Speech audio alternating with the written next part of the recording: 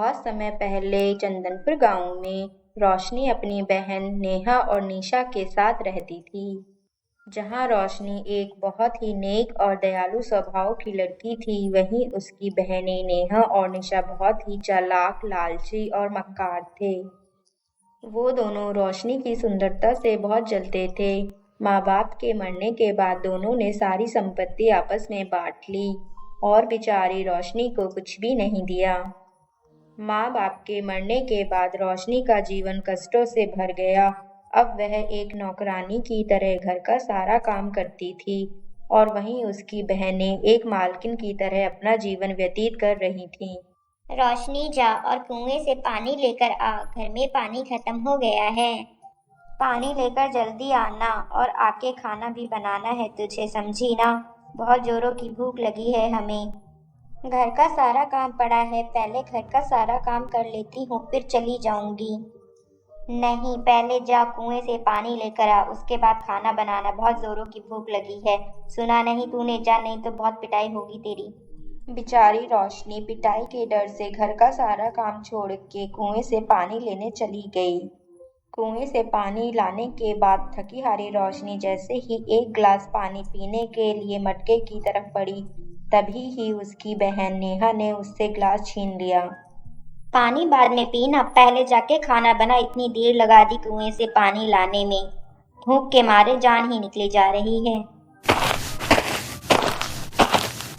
दुखी होकर रोशनी खाना बनाने चली गई। कुछ देर बाद जब खाना बन गया तो रोशनी ने दोनों बहनों को खाना दिया और जैसे ही रोशनी खाना खाने के लिए टेबल पे बैठी, तभी नेहा ने कहा, अभी तूने हमारा बिस्तर ठीक नहीं किया है और हमारे साथ खाना खाने बैठ गई। जा, पहले हमारा बिस्तर ठीक कर, जब तक हम खाना खा रहे हैं, फिर आके खाना खाना। रोशनी जब बिस्तर ठीक करके वापस आई तो उसने देखा कि उसके हिस्से का खाना भी दोनों बहनों ने चट कर दिया था। मेरी प्यारी बहनों, मुझे कुछ खाने के लिए दे दो। मैंने सुबह से कुछ भी नहीं खाया है। भूख के मारे मेरे पेट में बहुत तेज दर्द हो रहा है। दोनों बहनें सोने के लिए चली गईं। बेचारी रोशनी ने बचे हुए रोटी के टुकड़े खाकर ऊपर से पानी पीकर अपना पेट भरा और फिर आंगन में चादर बिछाकर सो गई।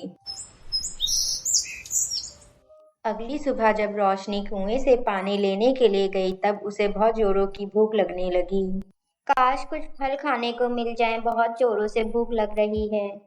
उसे पेड़ से गिरे हुए फल जमीन पर दिखाई दिए। पहले तो उसने पेट भरकर फल खाए, फिर बचे हुए फलों को एक कपड़े की पोटली में रख लिया। उसके बाद जब रोशनी कुएं से पानी भर रही थी, तभी वहां पर एक बूढ़ी औरत आई।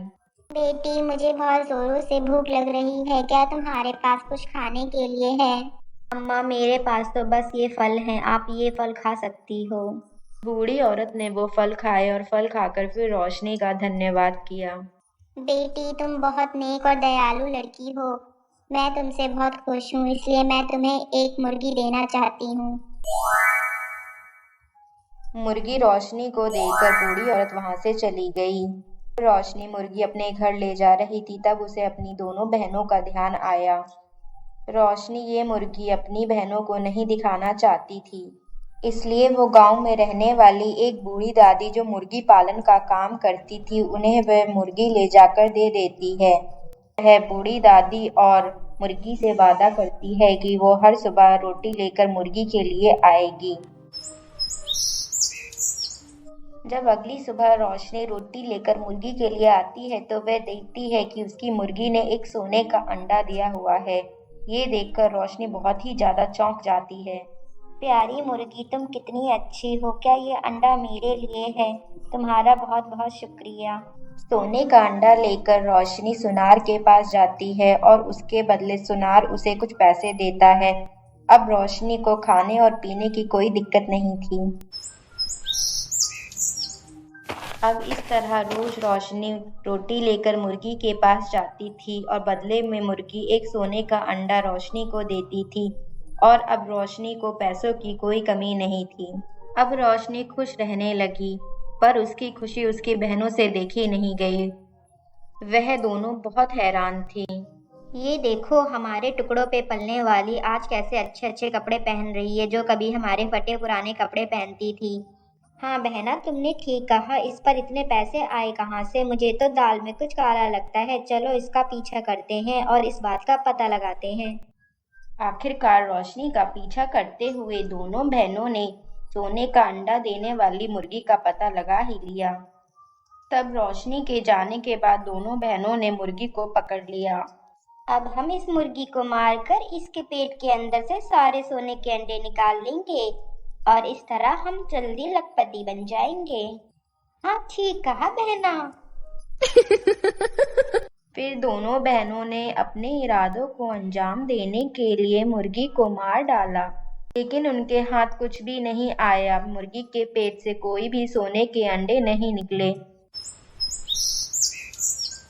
जब अगले दिन रोशनी रोटी लेकर मुर्गी के पास आई तो उसने देखा कि उसकी प्यारी मुर्गी मर चुकी है। ये देखकर रोशनी जोर जोर से रोने लगी। जब रोशनी मुर्गी को दफना रही थी तो उसकी आंखों से आंसू नहीं रुक रहे थे। कुछ आंसू उसकी आंखों से निकलकर जैसे ही मुर्गी की कब्र पे पड़े तो एक चमत्कार हुआ। जगह एक विशाल जादुई पेड़ प्रकट हुआ जिस पर सोने के अंडे लगे हुए थे। ये देखकर रोशनी दंग रह गई। रोशनी ने जादुई पेड़ की देखभाल के लिए वहां पर अपना घर बनवाया और उसमें रहने लगी। अब ये बात दोनों बहनों को पता चली कि रोशनी के पास एक जादुई पेड़ है जिस पर सोने के अंडे लगे हुए हैं, तो दोनों जल भुनकर राख हो गईं। फिर दोनों जादुई पेड़ को अपने कब्जे में करने के लिए रोशनी के पास गईं और उसे धमकाते हुए बोली, सुन रोशनी, ये जादुई पेड़ हमारा है। यहाँ से चुपचाप चली जा। तुम दोनों मेरी दोस्त की कातिल हो। मुझे बूढ़ी दादी ने सब बता दिया था। पहले तो तुमने मेरी दोस्त को मारा और अब तुम ये पेड़ भी मुझसे छीनने आई हो। नहीं, मैं ऐसा नहीं होने दूंगी। लगता है ये ऐसे नहीं मानेगी। चलो इसकी अच्छे से मरम्मत करते हैं। फिर दोनों बहनों ने रोशनी की खूब पिटाई की। मुझे मत मारो, मुझे छोड़ दो। भगवान तुम्हारा कभी भला नहीं करेगा। चलो बहना, जल्दी से सारे सोने के अंडे तोड़ लेते हैं। हाँ तुमने सही कहा बहना। अब हमें अमीर बनने से कोई नहीं रोक सकता। मैं तो सबसे पहले अपने लिए एक सुंदर फ्रॉक खरीदूंगी। और जैसे ही दोनों बहनों ने जादुई अंडों पे हाथ लगाया तो पेड़ में से एक दिव्य रोशनी प्रकट हुई और दोनों बहनें मुर्गियों में बदल गईं। और तब पेड़ में से आवाज आई, यही तुम दोनों की सजा है। अब तुम हमेशा मुर्गी के रूप में रहोगी। इस तरह दोनों बहनों को उनके किए की सजा मिल गई। दूसरी तरफ रोशनी पेड़ के सोने के अंडे का इस्तेमाल करके गरीब और जरूरतमंदों की मदद करके अपना जीवन बिताने लगी। अगर आपको ये कहानी पसंद आई हो तो हमारे चैनल को सब्सक्राइब करें, वीडियो को लाइक करें, कमेंट करें और अपने दोस्तों के साथ शेयर करें।